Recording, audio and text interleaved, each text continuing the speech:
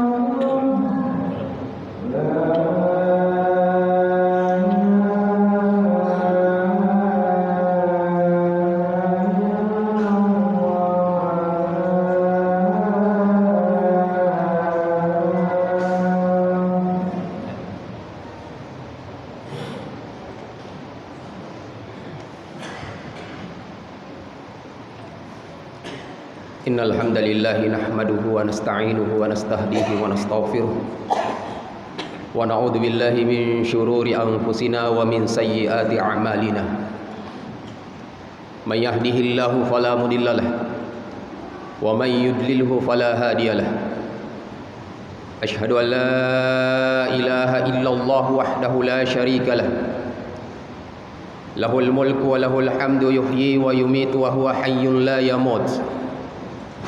Biyadihil khairi wa huwa ala kulli syai'in qadir. Wa huwal qahiru fawqa ibadihi wa huwal hakimul khabir. Huwal awwal wal akhir wal zahir wal batin wa huwa bikulli syai'in alim.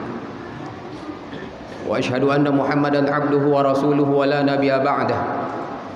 Allahumma salli wa sallim ala Muhammadin wa ala alihi wa ashabihi wa man tabi'ahum bi ihsani ila yaumil qiyamah. Faqala Allah Ta'ala fi kitabihil aziz. A'udzu billahi minasyaitonir rajim.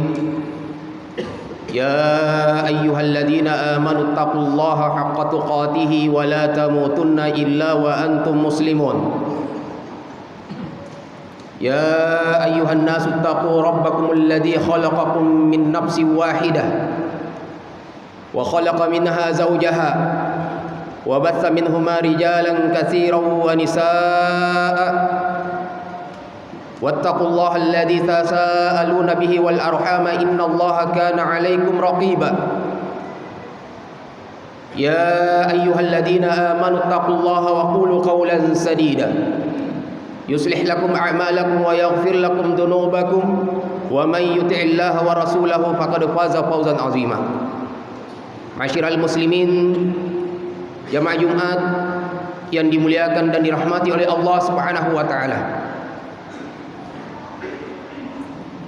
Syukur alhamdulillah di tempat yang penuh barakah, di hari Jumat yang penuh dengan kemuliaan ini, Allah Subhanahu wa taala masih memberikan kepada kita banyak sekali nikmat-nikmatnya yang tak satu pun makhluk Allah Subhanahu wa taala dan tak seorang pun di antara manusia yang akan mampu menghitung nikmat-nikmat yang Allah Subhanahu wa taala berikan kepada kita sekalian.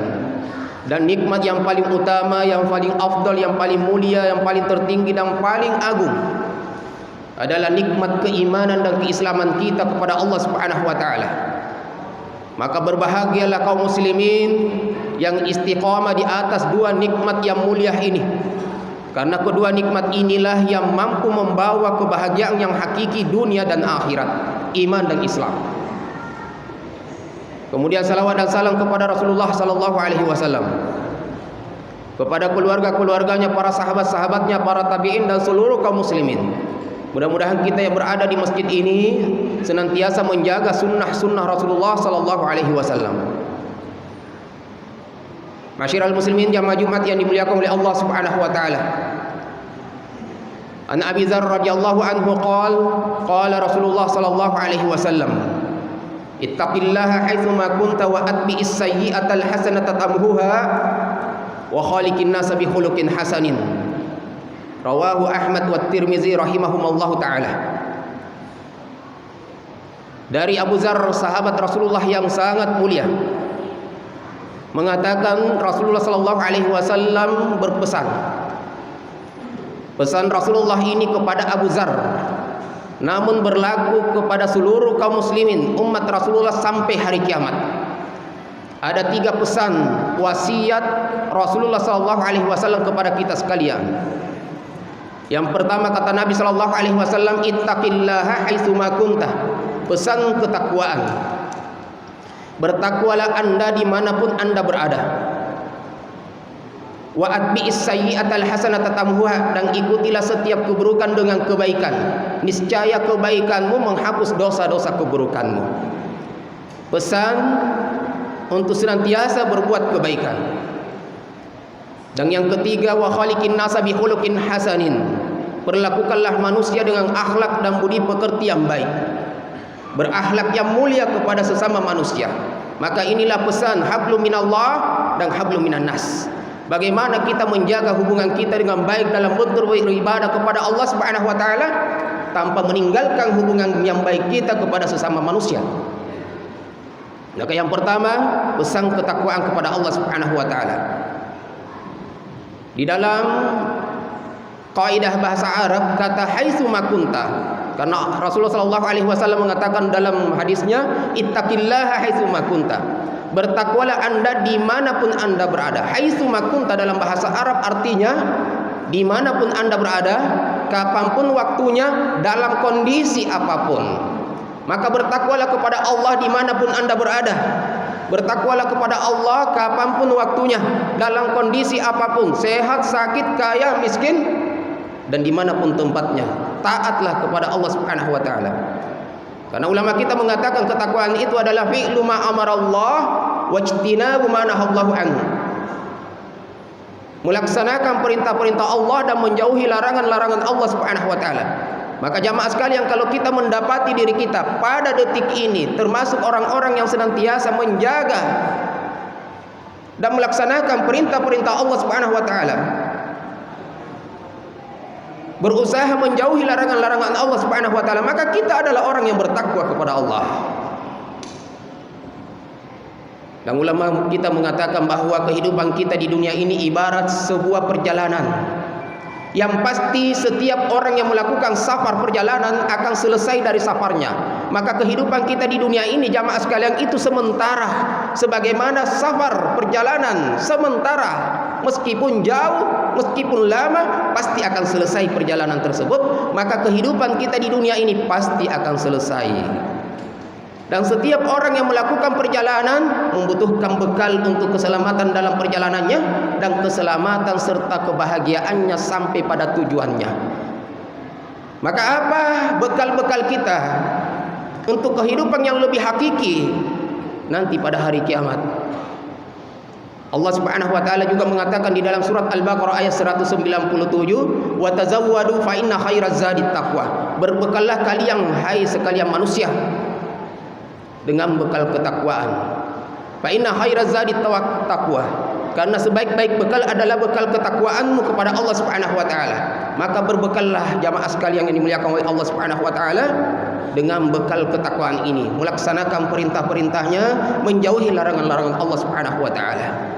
Di dalam hadis Rasulullah sallallahu alaihi wasallam menguatkan ayat ini, mengatakan wa may yatazawwad fid dunya yanfa'uhu fil akhirah. Barang siapa yang mempersiapkan bekalnya di dunia, maka bekal ketakwaannya itu akan bermanfaat nanti pada hari kiamat. Allah Subhanahu wa taala juga menerangkan ciri-ciri sifat-sifat orang yang bertakwa di awal surat Al-Baqarah. Mengatakan, A'udzubillahi minasyaitonir rajim. Alladzina yu'minuna bil ghaibi wa yuqimunas sholata wa mimma razaqnahum yunfiqun.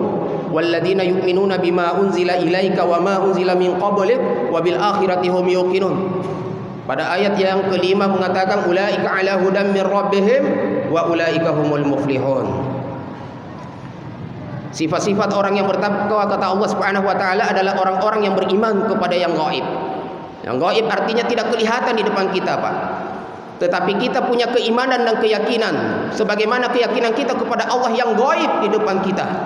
Tapi kita begitu yakin bahwa Allah Subhanahu wa taala yang menciptakan, yang menghidupkan, yang mematikan, yang memberikan rezeki dan segala-galanya. Keimanan ini adalah merupakan bagian daripada ketakwaan. Kita mengimani, mempercayai, meyakini adanya hari kiamat. Kita meyakini adanya surga dan neraka yang Allah ciptakan. Semuanya adalah bentuk keyakinan yang gaib. Yang pertama. Kemudian yang kedua, mendirikan salat 5 waktu. Alladzina yu'minuna bil ghaibi wa yuqimunas shalah. Dan mendirikan salat. Yang kata ulama kita mengatakan yuqimunas shalah maknaha alladzina yuqimunas sholata fi masajidillah. Orang-orang yang mendirikan salat di masjid, di rumah-rumah Allah Subhanahu wa taala. Dan yang ketiga, wa mimma razaqnahum yunfiqun, menginfakkan sebagian hartanya di jalan Allah. Yang keempat, orang-orang yang beriman kepada Al-Quran dan menjadikan pedoman hidupnya. Yang kelima adalah orang-orang yang beriman kepada kitab-kitab yang pernah Allah turunkan sebelum Al-Quran. Dan yang keenam adalah orang-orang yang beriman kepada hari kiamat. Kata Allah pada ayat yang kelima, ulaika ala hudan min rabbihim. Mereka itulah orang-orang yang mendapatkan petunjuk dari Allah, kata ulama kita, di dunia. Maka tatkala kita beribadah dengan baik, beriman kepada yang gaib, mendirikan salat, berpuasa, menunaikan ibadah haji bagi orang yang mampu, mengeluarkan zakat, baik kepada orang lain, itu adalah hidayah dari Allah Subhanahu wa taala.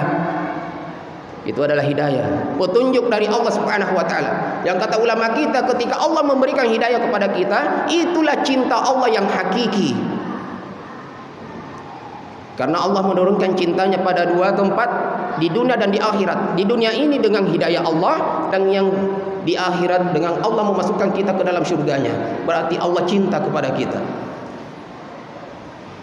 Ulaika ala hudan min rabbihim wa ulaika humul muflihun. Orang-orang yang bertakwa tadi itu adalah orang-orang yang beruntung. Kata ulama kita fil akhirah. Fil akhirah, di akhirat, pada hari kiamat. Ketika Allah memasukkan orang-orang yang bertakwa tadi ke dalam surga Allah Subhanahu wa taala. Dalam ayat Allah Subhanahu wa taala mengatakan innallaha yuhibbul muttaqin. Sesungguhnya Allah itu cinta kepada orang-orang yang bertakwa. Makanya Allah balas dengan surganya yang penuh dengan kenikmatan. Innalil muttaqina 'inda rabbihim jannatin na'im, kata Allah Subhanahu wa taala. Sesungguhnya bagi orang-orang yang bertakwa itu di sisi Allah Subhanahu wa taala disediakan, diberikan kepada mereka syurga-syurga yang penuh dengan kenikmatan.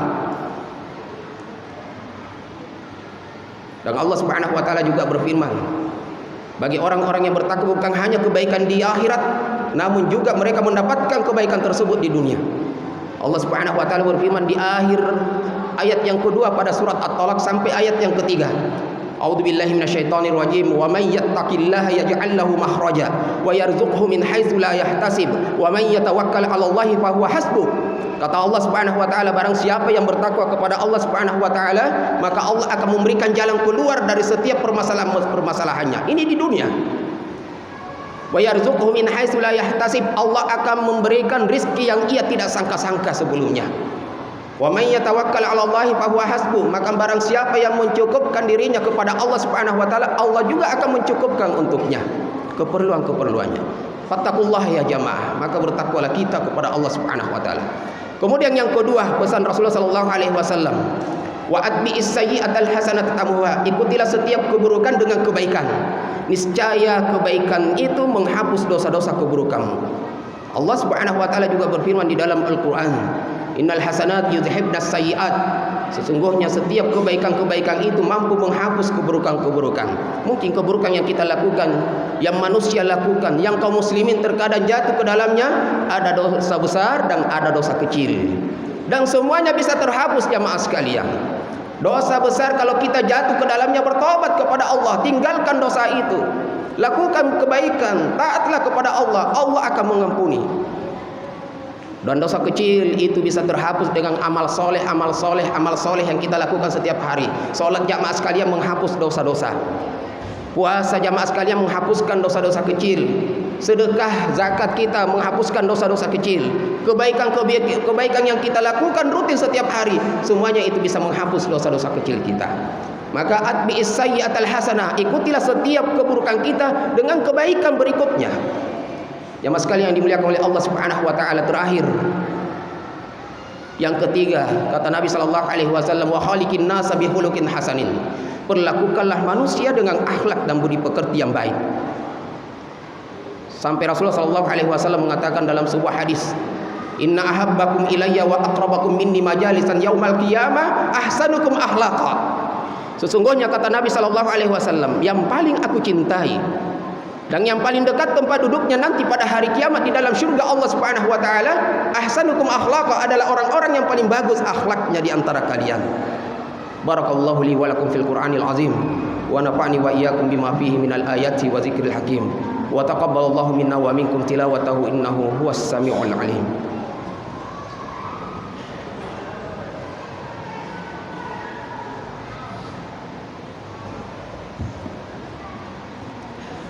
Alhamdulillahi rabbil alamin, wassalatu wassalamu ala asyrafil anbiya'i wal mursalin wa ala alihi wa ashabihi ajma'in. Jamaah Jumat yang dimuliakan oleh Allah Subhanahu wa taala, mari pada khutbah kedua ini kita berdoa kepada Allah Subhanahu wa taala, mudah-mudahan kita termasuk hamba-hamba Allah Subhanahu wa taala yang mampu menjalankan 3 pesan Nabi kita. Mari kita senantiasa bertakwa kepada Allah Subhanahu wa taala. Yang kedua, senantiasa berbuat baik.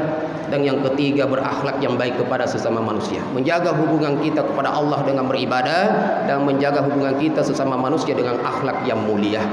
Marilah kita berdoa kepada Allah Subhanahu wa taala dengan khusyuk.